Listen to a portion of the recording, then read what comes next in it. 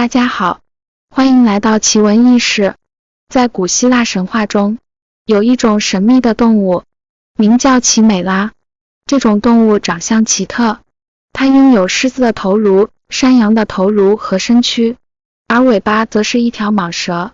奇美拉个性狂怒，它一次喷出的火燃就能烧毁整个村庄，因此古希腊人非常敬畏这种动物。现代科学家对尝试产生这样物种的科学实验一直非常感兴趣，有些一直在秘密进行，有些披露了冰山一角。近日 Cell 细胞杂志刊登了一项重磅研究，宣布全球首个人猴嵌合体胚胎诞生。这篇论文一经发表，立即引来全球热议，有人称之为一项开创性研究，而更多人则担忧这项研究会触犯伦理道德红线。所谓嵌合体，与开篇中提到的奇美拉相似，简单理解就是一个生物体同时拥有多种不同的 DNA。如美国上个世纪一位女士拥有2种血型，就是典型的嵌合体医学案例，而生活中那些独特的异同猫，则属于动物嵌合体。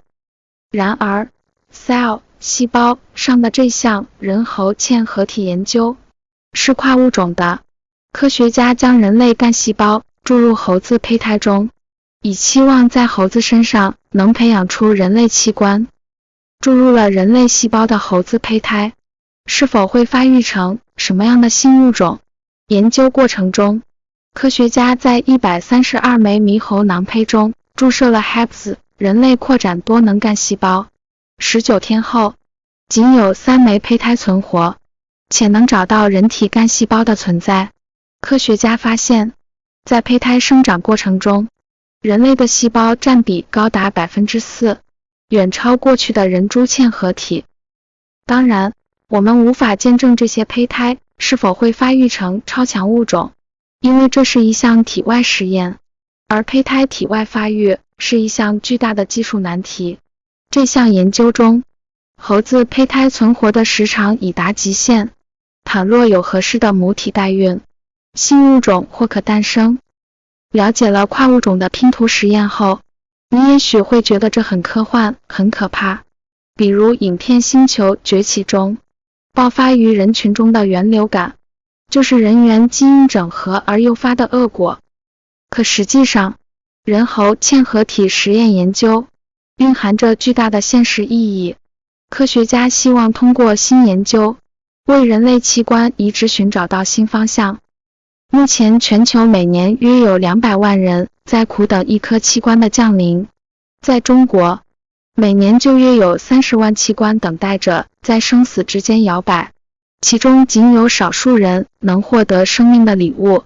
剩下的只能听天由命。走进器官等待者的世界，有的患者直言，每天看到的天空都是灰色的。有的人在多年的器官等待中陷入绝望，并在悲痛中为自己安排后事。由此可见器官移植的缺口有多么巨大。目前，捐献是移植器官的主要来源，但数据显示，2017年中国每100万人口器官捐献率仅为 3.72， 意味着每100万人中只有 3.72 位器官捐献者。如何重燃器官等待者对生命的希望？目前主要有3条技术路径，分别为一种器官移植、类器官及 3D 打印一种嵌合体。其中，一种嵌合体的机制是在动物体内培育出可移植的人类器官。早些年，科学家探究过人猪嵌合体、人鼠嵌合体。然而，在这些研究中，人类细胞在动物体内的嵌合度极其有限。动物体内的细胞竞争机制可杀死外来的人类干细胞，从而导致每10万个猪细胞中仅能找到一个人类细胞，所以几乎不可能长出人类器官。所谓远亲不如近邻，在这种困境下，科学家便将目光转移至灵长动物身上，着手研究人猴嵌合体。由研究可知，人类细胞在猴子胚胎内的嵌合度较高，在理想状态下，注入人类细胞的猴子可长出人类器官，到时候科学家就像在树上摘果子一样，将器官摘下来，移植到患者身上。然而，这项实验距离理想还有108000里。研究显示，狼胚发育到15天时，存活量急剧下降，说明这些胚胎病得相当厉害。它们能否发育成猴，还得打个大大的问号。通过人猴嵌合体培养人类器官，解救千万患者于水火之中，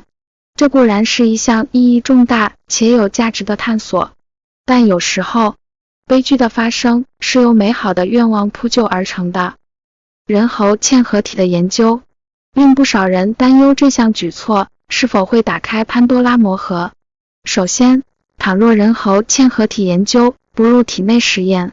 并最终诞生下真正的嵌合生物，